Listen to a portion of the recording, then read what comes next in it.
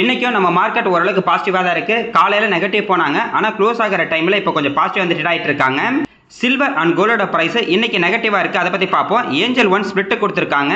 2400 ரூபாயில் இருந்த இந்த ஸ்டாக்கோட ப்ரைஸ் இன்னைக்கு 242 ரூபாய்க்கு வந்திருக்கு. அதை பற்றியும் பார்ப்போம்.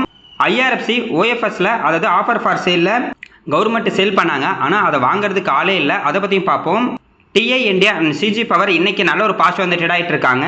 இந்த கம்பெனிக்கு இன்னைக்கு சூப்பரான ஒரு ரூமர் வந்திருந்தது. அதை பற்றியும் நம்ம வந்து பார்ப்போம். டாடா ஸ்டீல், டாடா மோட்டார்ஸை பற்றியும் பார்க்க போகிறோம். லாஸ்ட்டாக சோலார் எனர்ஜி பிஸ்னஸில் இருக்கக்கூடிய சூப்பரான ஒரு கம்பெனி பற்றி பார்க்க போகிறோம். அந்த கம்பெனி வந்து பார்த்தீங்கன்னா நல்ல ஒரு பிஸ்னஸ் க்ரோத்தில் வந்து இருக்காங்க. இயர் ஆன் இயர் அவங்களோட ப்ராஃபிட் வந்து பார்த்தீங்கன்னா ரொம்ப அதிகமாகவே இருக்குது. வேலேஷன் படி கம்மியான வேலேஷனில் இப்போ வந்து அந்த கம்பெனி வந்து ட்ரேட் ஆகிட்டு இருக்கு. அதை பற்றி ஃபுல் டீட்டெயிலாக நம்ம வந்து பார்க்க போகிறோம்.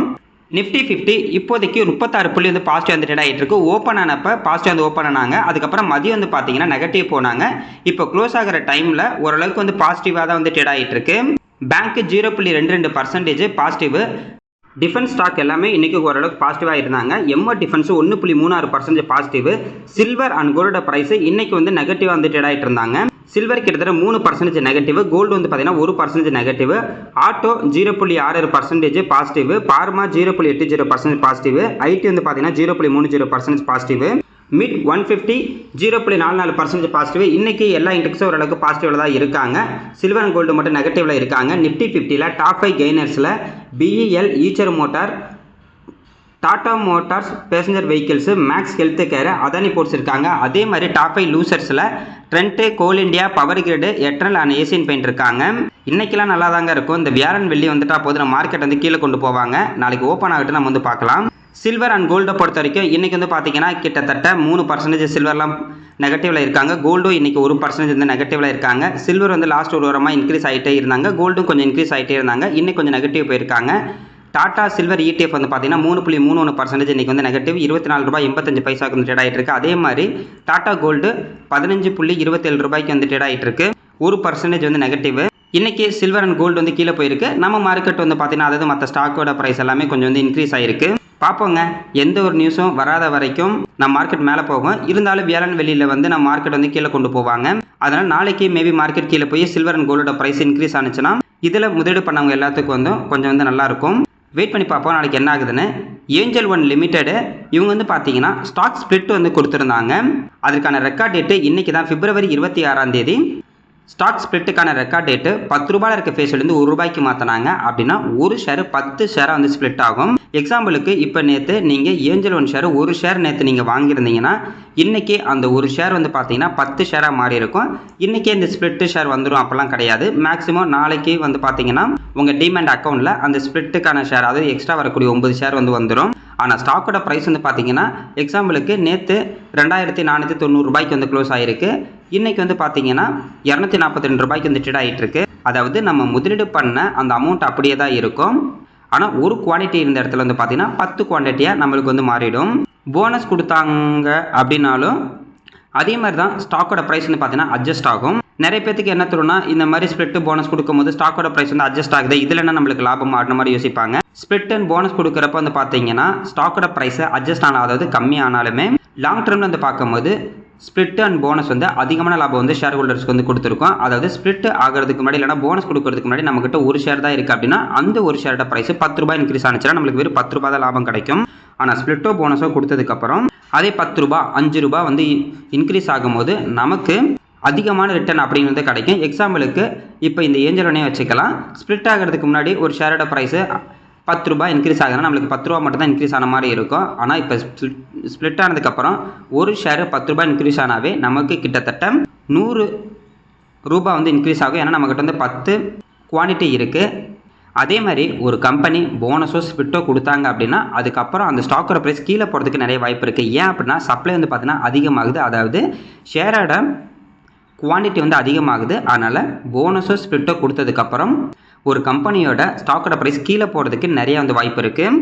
இவங்க வந்து பார்த்தீங்கன்னா டிவிடெண்ட் வந்து ரொம்ப சூப்பராகவே தருவாங்க. மார்ச் 2025 3 தடவை வந்து டிவிடெண்ட் வந்து கொடுத்துருக்காங்க. ஜனவரி, மார்ச் அண்ட் மேல வந்து கொடுத்துருக்காங்க.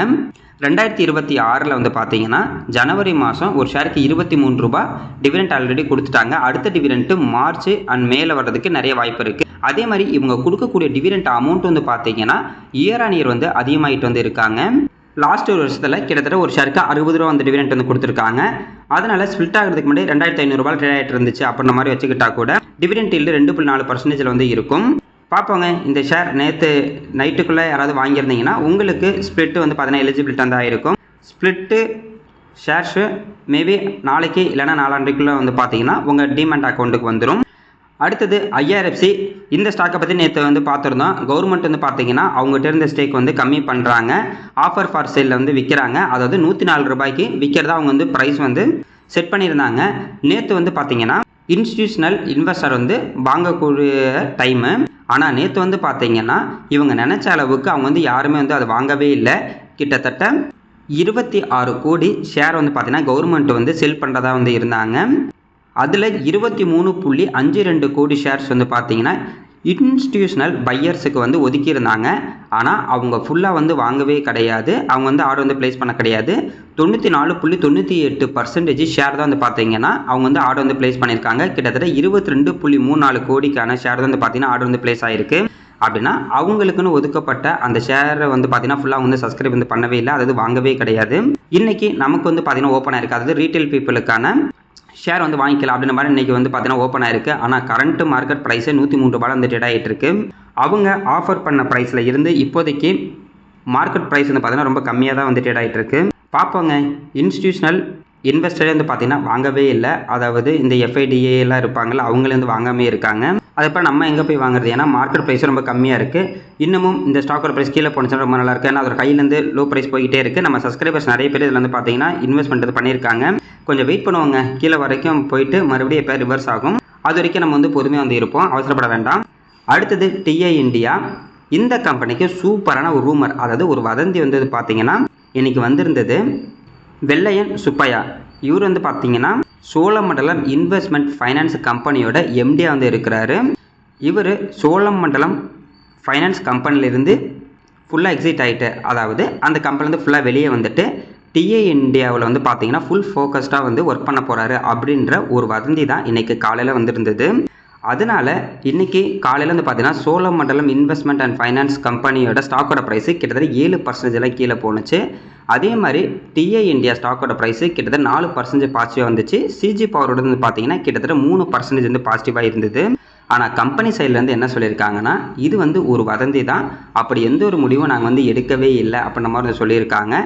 இவங்க சொன்னதுக்கப்புறம் மறுபடியும் சோழமண்டலம் இன்வெஸ்ட்மெண்ட் ஃபைனான்ஸ் கம்பெனியோட ஸ்டாக்கோட ப்ரைஸு 7% வந்து பார்த்தீங்கன்னா லோ போயிட்டு அதுக்கப்புறம் கொஞ்சம் கொஞ்சமாக இன்க்ரீஸ் ஆகி 1% நெகட்டிவில் மட்டும்தான் ட்ரேட் ஆகிட்டு இருக்கு. மேபி மார்க்கெட் க்ளோஸ் ஆகிறதுக்குள்ளே பாசிட்டிவ் வந்தாலும் வரலாம், ஆனால் ஃப்ளாட்டாக வந்தாலும் வரலாம்.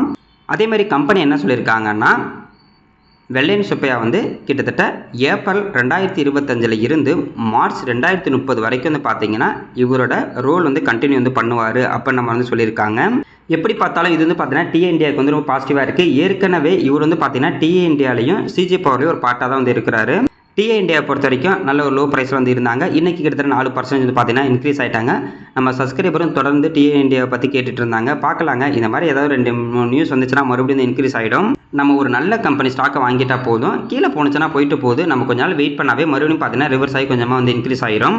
அடுத்தது Tata Motors passenger vehicle plus Tata Motors, இது ரெண்டுமே வந்து பார்த்தீங்கன்னா லாஸ்ட் ஒரு மாதத்தில் நல்ல ஒரு பாசிட்டிவாக வந்து ரிட்டர்ன் வந்து கொடுத்துருக்கு. டாடா மோட்டார்ஸ் PV வந்து பார்த்தீங்கன்னா கிட்டத்தட்ட 14% லாஸ்ட் ஒரு மாதம் வந்து இன்க்ரீஸ் ஆகிருக்கு. அதே மாதிரி தான் டாடா மோட்டார்ஸ் CV கிட்டத்தட்ட 10% வந்து பார்த்தீங்கன்னா இன்க்ரீஸ் ஆகிருக்கு. இந்த ரெண்டு கம்பெனி வந்து டீமெர்ஜர் ஆகிறதுக்கு முன்னாடி டாடா மோட்டார்ஸ் மட்டும் இருந்துச்சு, நல்ல ஒரு ஹை போயிட்டு அதுக்கப்புறம் வந்து பார்த்தீங்கன்னா ஃபுல்லாக வந்து லோ வந்தாங்க. அதுக்கப்புறம் வந்து பார்த்தீங்கன்னா டீமெர்ஜர் ஆனதுக்கப்புறம் இந்த லாஸ்ட் ஒரு மாதம் நல்லா வந்து பர்ஃபார்மன்ஸ் வந்து இவங்க வந்து பண்ணியிருக்காங்க. அதுவும் இல்லாமல் இப்போ டாடா மோட்டார்ஸ் வந்து பார்த்தீங்கன்னா இப்போ ரீசெண்டாக தான் புது மாடல் வந்து லான்ச் வந்து பண்ணாங்க. அது ஒரு பாசிட்டிவாக நியூஸாக எடுத்துக்கட்டும். இந்த ஸ்டாக்கோட ப்ரைஸ் வந்து பார்த்தீங்கன்னா இன்க்ரீஸ் வந்து ஆகிருக்கு. அதே மாதிரி TVS மோட்டார்ஸு, பஜாஜ் ஆட்டோ எல்லாமே வந்து பார்த்தீங்கன்னா லாஸ்ட் ஒரு மாதத்தில் நல்ல ஒரு பாசிட்டிவ் ரிட்டர்ன் தான் கொடுத்துருக்காங்க. இதே மாதிரி இந்த கம்பெனியோட ப்ரைஸ் இன்க்ரீஸ் ஆனிச்சுன்னா ரொம்ப நல்லாயிருக்கு. ஏன்னா டாடா மோட்டார்ஸில் நிறைய பேர் வந்து முதலீடு வந்து பண்ணியிருந்தாங்க. இப்படியே பொறுமையாக வந்து இன்க்ரீஸ் ஆகட்டுங்க. அடுத்தது டாடா ஸ்டீலு. டாடா ஸ்டீல் வந்து பார்த்தீங்கன்னா லாஸ்ட் ஒரு வருஷத்தில் நல்ல ஒரு ரிட்டர்ன் வந்து கொடுத்துருக்கு. கிட்டத்தட்ட 54% இந்த ஸ்டாக்கோட ப்ரைஸ் வந்து இன்க்ரீஸ் ஆகிருக்கு. ஆனால் என்ன இவங்க வந்து பார்த்தீங்கன்னா சைக்காலிக்கல் செக்டார் அப்படின்ற மாதிரி வந்து சொல்லுவாங்க. அதாவது நம்ம இந்தியாவோட எக்கனாமிக் எந்த அளவுக்கு நல்லா இருக்கோ அந்த அளவுக்கு ஸ்டீல் செக்டார் நல்லா வந்து பர்ஃபார்மன்ஸ் பண்ணுவாங்க. மறுபடியும் நம்ம இந்தியாவோட எக்கனாமிக் வந்து ரொம்ப ஸ்லோ டவுன் ஆயிடுச்சுன்னா இந்த செக்டார் வந்து பார்த்தீங்கன்னா ஸ்லோ ஆகிடுவாங்க.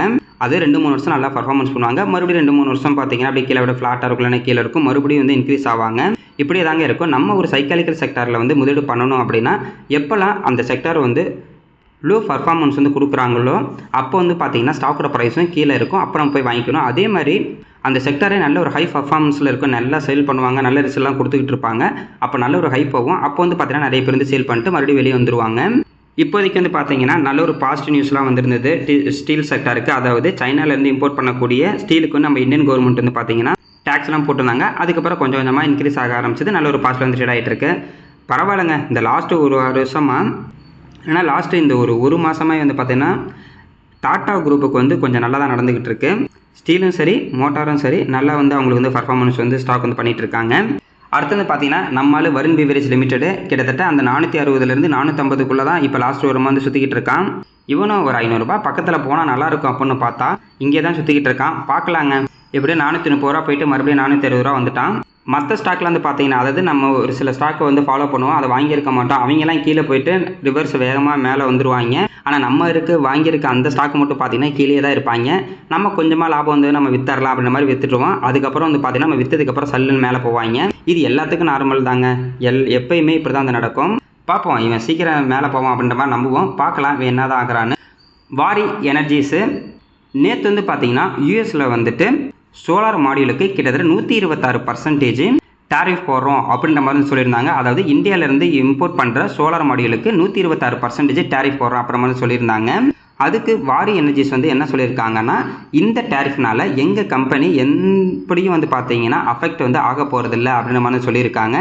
ஏன் அப்படின்னா நம்ம இந்தியாவில் இருந்து யூஎஸில் இம்போர்ட் பண்ணுறதுக்கு தான் 126% வந்து போட்டிருக்காங்க. ஆனால் நாங்கள் வந்து பார்த்தீங்கன்னா டேரெக்டாக நாங்கள் யூஎஸ்க்கு வந்துட்டு இம்போர்ட் வந்து பண்ணவே கிடையாது அப்படின்ற மாதிரி சொல்லியிருக்காங்க. அப்படி நாங்கள் யூஎஸில் வந்து சோலார் செல்லை வந்து பார்த்தீங்கன்னா எக்ஸ்போர்ட் பண்ணும்போது அதாவது இந்த கம்பெனியோட சோலார் செல்லு அமெரிக்காவுக்கு போகும்போது டேரெக்டாக இந்தியாவிலேருந்து போகாது அப்படின்ற மாதிரி சொல்லியிருக்காங்க. வேறு நாட்டு வழியாக கிட்டத்தட்ட வேறு நாட்டுக்கு வந்து பார்த்தீங்கன்னா 10 to 15% தான் டேரிஃப் வந்து போட்டிருக்காங்க. ஸோ அங்கேருந்து நாங்கள் அமெரிக்காவுக்கு எங்களோட சோலார் செல் வந்து பார்த்தீங்கன்னா எடுத்துகிட்டு போகிறோம் அப்படின்ற மாதிரி சொல்லியிருக்காங்க. இதுக்கு முன்னாடி 50% வரைக்கும் பார்த்தீங்கன்னா டேரிஃப் வந்து போட்டிருந்தாங்க. ஆனால் அந்த டேரிஃப் எங்களை வந்து அஃபெக்ட் பண்ணவே கிடையாது அப்படின்ற மாதிரி சொல்லியிருக்காங்க. ஏன்னா நம்ம இந்தியாவிலேருந்து டேரெக்டாக யூஎஸ்குள்ளே போனால் தான் டேரிஃப் அப்படிங்கிறது வரும். இவங்க வந்து பார்த்தீங்கன்னா வேறு ஒரு கண்ட்ரியில் இருந்து அங்கேருந்து யூஎஸ்க்கு வந்து மாற்றிக்கிறாங்க. அதனால் இந்த கம்பெனிக்கு எந்த ஒரு அஃபெக்ட் இல்லைன்னு சொல்லியிருக்காங்க. அடுத்து வந்து என்ன சொல்லியிருக்காங்கன்னா ஆப்பிரிக்கா அண்ட் மிடில் ஈஸ்ட்டுக்கு வந்து பார்த்தீங்கன்னா சூப்பரான ஒரு ஆப்ஷன்ஸ்லாம் இருக்குது. அங்கேயும் நாங்கள் வந்து இவங்களோட பிஸ்னஸை வந்து ஃபோக்கஸ் வந்து பண்ணிக்கிட்டு இருக்கோம் அப்புறம் வந்து சொல்லியிருக்காங்க.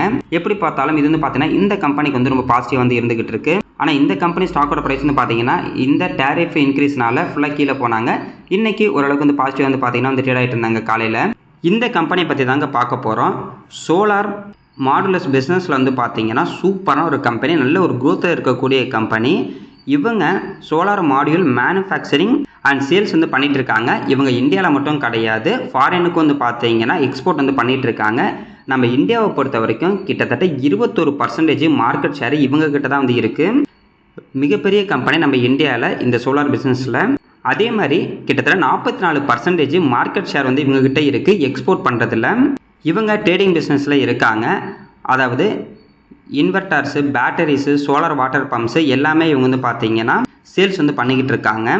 இவங்களுக்கு ரெவன்யூ வந்து பார்த்தீங்கன்னா அதிகம் வந்து எக்ஸ்போர்ட் சேல்ஸில் வந்து வந்துகிட்டு இருக்கு, கிட்டத்தட்ட 57%. அதுக்கப்புறம் வந்து பார்த்தீங்கன்னா டேரக்ட் சேல்ஸில் வந்து பார்த்தீங்கன்னா 30%, ரீட்டைல் சேல்ஸில் 10% ரெவன்யூ இவங்களுக்கு வந்துட்டு இருக்கு. இவங்க அதிகமாக எக்ஸ்போர்ட் பண்ணுற கண்ட்ரி வந்து பார்த்தீங்கன்னா யூஎஸ்ஸு, கனடா, இட்டாலி, ஹாங்காங், துருக்கி அண்ட் வியட்நாமுக்கு வந்து பார்த்தீங்கன்னா எக்ஸ்போர்ட் வந்து பண்ணிகிட்டு இருக்காங்க. அதிகமான எக்ஸ்போர்ட் வந்து பார்த்தீங்கன்னா யூஎஸ் மார்க்கெட்டு தான் வந்து பண்ணிகிட்டு இருக்காங்க. கிட்டத்தட்ட 57% இவங்க எக்ஸ்போர்ட் பண்ணுறதுல யூஎஸ்க்கு தான் வந்து போகுது. இவங்களோட ஒரு மேனுஃபேக்சரிங் யூனிட் வந்து பார்த்தீங்கன்னா அமெரிக்காவில் இருக்குது, டெக்ஸாஸில் வந்து வச்சுருக்காங்க. கிட்டத்தட்ட 1.6 gigawatt solar PV module manufacturing unit பார்த்தீங்கன்னா அங்கே இருக்குது. ஃபினான்ஷியல் இயர் 2027க்குள்ளே 5 ஜிகாவாட்டு மேனுஃபேக்சரிங்காக அதை மாற்றணும் அப்படின்ற மாதிரி வந்து பார்த்தீங்கன்னா பிளான் வந்து பண்ணியிருக்காங்க.